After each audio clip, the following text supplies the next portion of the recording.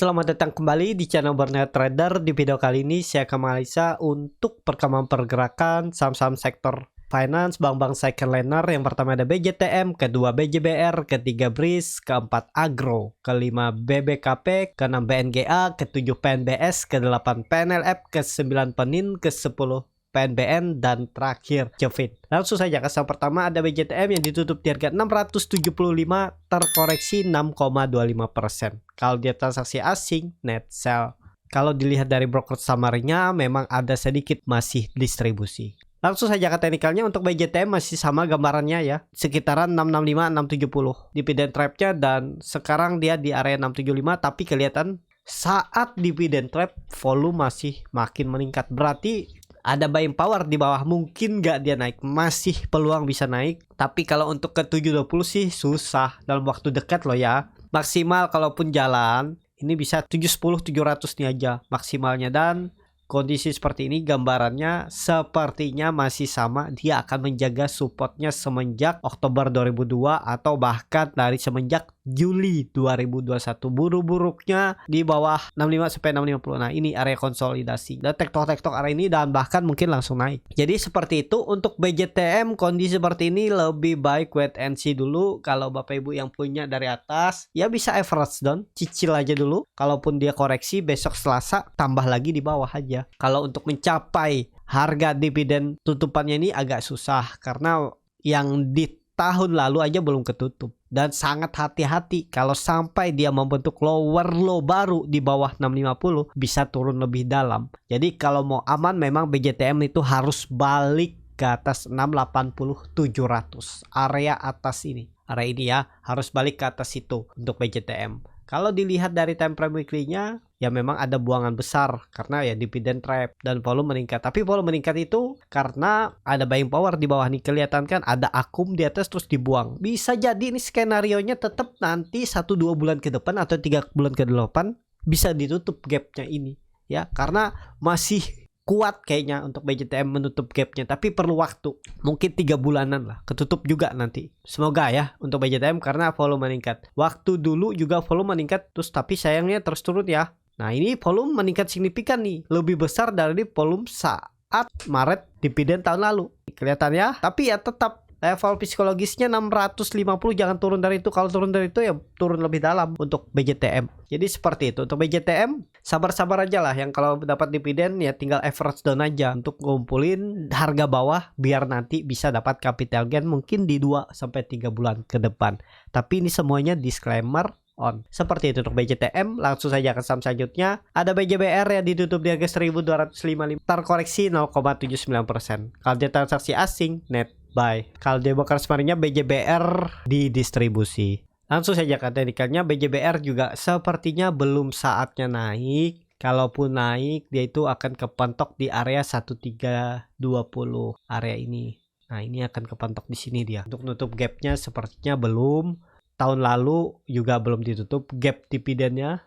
Dan polanya ini hampir mirip dengan BJTM. BJTM tahun lalu nggak ketutup. BJBR juga nggak tutup. Tahun 2021 juga belum ketutup ya. Ini karakternya memang jarang nutup dividennya ya. Cuman di tahun 2020 pas Covid waktu itu aja ketutup dividennya. Dan setelah itu dividen 2 tahun ke belakang, 2021, 2022 belum ketutup, apalagi 2023. Berarti bisa diindikasi harga BJBR tuh makin turun. Nah, strateginya kemana? Ya tunggu-tunggu di area bawah. Kalau mau nunggu di 1200 tuh bisa. Mungkin akan ada pertahanan, akan dijaga karena dulu itu area range konsolidasinya BJBR. 1200 dijaga, mantul-mantul dikit jual aja, dapat 3% 4% jual aja, tapi belinya di bawah di 1200. Tapi ini dikembali lagi disclaimer on, karena kalau dia mengarah ke 1200 berarti dia membentuk lower low lower high baru lagi. Tapi untuk peluang mantul itu ada untuk BJBR. Jadi seperti itu untuk BJBR. Lebih baik wait and see aja dulu. Harga sekarang harga nanggung bagi Bapak Ibu yang sudah dapat dividen. Kalau mau nambah di 1200 tunggu aja, sabar, atau antrikan aja uangnya udah di 1200, Bapak Ibu tinggal kerja aja. Kalau dikasih syukur, kan seperti itu. Untuk BJBR langsung saja ke saham selanjutnya. Ada BRIS yang ditutup menguat 3,28% ke harga 1730.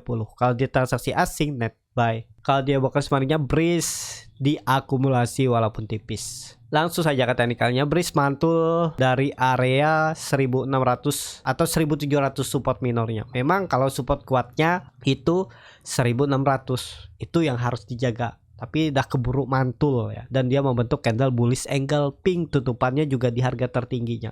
Tapi mungkin ini close-nya ditarik naik ya, dan tutup di harga tertinggi. Ya bagus, dia membentuk swing low-nya. Kalau ditarik dari Februari 2021, dia itu mantul dari trend line downtrend-nya ini, atau pola symmetrical triangle. Targetnya kemana? Masih akan 1800. Ada peluang Breeze itu mengarah ke 1800 kalau ISG nanti mampu menembus 6950 sampai 7000, apalagi ke 7150. Potensi naiknya kalau bisa 3% tuh peluang besar Breeze menembus lagi, akan uji 1800-nya. Masih oke nih, masih bisa follow the trend untuk Breeze. Yang punya dari bawah juga tetap hold aja, kecuali nanti dia merah lagi jebol 1700.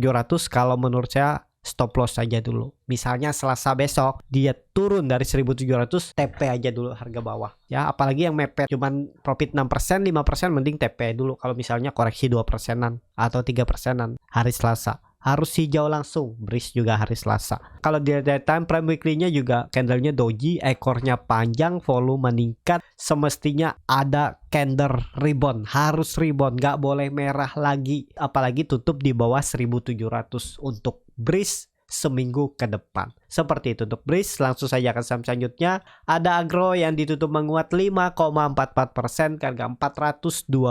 Kalau dia transaksi asing, net sell. Kalau dia bakal semuanya Agro diakumulasi. Kelihatan ya, si broker CD 299.000 lot yang jual tipis-tipis. Langsung saja ke teknikalnya. Untuk Agro bagus, dia kembali ke atas 400. Di grup juga sudah saya infokan, ini oke lagi. Agro sudah tembus 400, lanjut jalan dan konfirmasi swing low. Targetnya pola cup and handle-nya ini sangat mungkin. Tapi ini kembali lagi disclaimer ya. Dan ini sudah harga cukup tinggi dengan targetnya 450-460. Jadi potensi upside-nya ya dapat 5%, 7% lagi cukup lumayan kan. Kalau Agro sih saya sudah rekomendasikan dari 380 sampai 390 area bawah ini spek buy. Dan bagusnya Agro tembus trend line downtrendnya ini dengan volume besar, berarti itu valid breakout. Harusnya naik lagi, lanjut ke atas seminggu ke depan. Targetnya 450 460 untuk Agro. Kalau dilihat dari time frame weekly-nya juga oke, volume meningkat dan candlenya bagus, membentuk higher high, mestinya masih lanjut ya untuk Agro. Tapi kalau ditanya apakah bisa beli harga sekarang, ya hitung aja risk rewardnya. Kurang ideal memang kalau mau, karena supportnya itu agak jauh di 400 area bawah ini. Nah, jadi seperti itu. Untuk Agro, langsung saja ke saham selanjutnya. Ada BBKP yang ditutup di harga 103, terkoreksi 0,96%. Kalau dia transaksi asing, itu terus net buy. Kalau dia broker semuanya, BBKP ada distribusi. Langsung saja ke teknikalnya. Untuk BBKP harus rebound. Minggu depan harus tembus 105 atau ke arah 110. Ya, nggak boleh turun lagi. Tapi kalau mau spek buy, supportnya 100, itu aja. Harus rebound. Kalau merah turun dari 100, indikasinya jelek. Minggu depan harus rebound untuk BBKP. Minimal 105 tutup di atas itu, atau 106 di atas EMA 20-nya ini untuk BBKP. Kalau dilihat dari time frame weekly-nya, doji memang dia membentuk lower high lagi, tapi kan lower low-nya nggak terbentuk, ditahan dan volume mulai meningkat.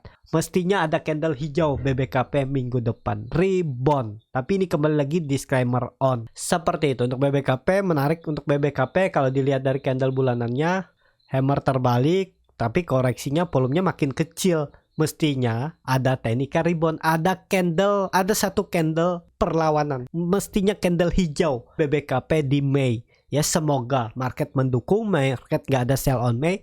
BBKP rebound. Yang pastinya seminggu ke depan tuh harus rebound kalau mau bagus BBKP. Minimal 106 sampai 110 tarikannya. Seperti itu untuk BBKP. Langsung saja ke saham selanjutnya. Ada BNGA yang ditutup di harga 1240, terkoreksi 1,19%. Kalau dia transaksi asing, net sell. Kalau dia bakar sebenarnya BNGA di distribusi. Langsung saja ke teknikalnya. Untuk BNGA masih bagus, akan menjaga supportnya 1200. Kemungkinan besar BNGA nggak lebih turun dari 1200. Yang penting aman-aman aman aja ISG. Kalau ISG jebol 6.700 ya sangat mungkin BNGA di bawah 1.200. Tapi kalau ISG di atas 6.800 kemungkinan besar kalaupun nggak bisa nutup gapnya ya ke sini aja 1.280. Nah area 1.200 sampai 1.280 ini area konsolidasinya BNGA. Jadi kalau ditanya bisa beli nggak harga sekarang? Harga sekarang itu kurang oke, harganya nanggung jauh dari support. Kalau nekat ya boleh-boleh aja ya. Ini kemungkinan besar BNGA itu konsolidasi seminggu atau 2 minggu ke depan. Atau kita lihat aja tembus nggak 1.280. Kalau buying power kuat dia menembus ya bisa aja ya. Tapi cara technical peluang besar BNGA tuh bisa konsolidasi seperti itu. Untuk BNGA langsung saja ke saham selanjutnya. Ada PNBS yang ditutup di harga 58 terkoreksi 1,69%. Kalau dia transaksi asing net sell. Kalau dia bukan sebenarnya PNBS di distribusi. Langsung saja ke teknikalnya. PNBS nggak kemana-mana ya. Tektok-tektok aja di situ-situ di 58 sampai 60. Range konsolidasinya juga pendek. Tapi kalau Bapak Ibu sabar ya masih sama di bawah 57 tinggalin. Targetnya kemana? 62 dulu. Tembus 62 baru sinyal uptrend. Nggak tembus ya konsolidasi. Ditektokin aja di situ. Untuk PNBS. Jadi seperti itu untuk PNBS. Langsung saja ke saham selanjutnya. Ada PNLF ditutup di harga 286 terkoreksi 2,05%. Kalau dia transaksi asing net buy. Kalau dia bakal semuanya PNLF di distribusi. Langsung saja ke teknikalnya. PNLF harus bertahan, harus rebound, gak boleh turun lagi dari 280. Karena kalau dia turun dari 280 arahnya tuh makin dalam ya. Nutup gapnya di 250.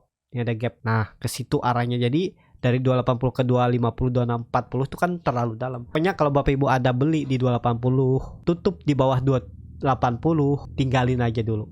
Ya, daripada diiris pelan-pelan. Cut loss 3%, 4% tuh masih aman. Bisa Bapak Ibu ganti di saham yang lain. Tapi ya itu harus bisa baca teknikal dulu atau beli saham-saham yang kira-kira Bapak Ibu lihat supportnya nih kuat nggak, beli aja dekat support. Nekat. Seperti itu ya. Kan kalau PNLF dijebol 250 ya 220 range konsolidasi selanjutnya. Ini harusnya di area demand-nya nih ya, area bawah ini. Kalau dilihat ini juga ada pola head and shoulder untuk PNLF seperti ini. Bahkan bisa makin dalam, turunnya bisa aja ke 50 kalau pola seperti ini terjadi. Hati-hati lah untuk PNLF. Kalau nekat beli di 280 ya saya cut loss di bawah itu. Kemarin juga di kelas scalping saya infokan tuh naik jual. Seperti itu aja. Dapat 2,5% kemarin. Dia ke 286 ke 288 tuh. Beli di 280. Nah, seperti itu aja, nekat-nekatan aja. Kalau dilihat mungkin ada teknik rebound, tapi rebound terbatas maksimal 300-310 itulah. Kalau rebound minggu depan ya. Nih area ini arahnya untuk PNLF seperti ini.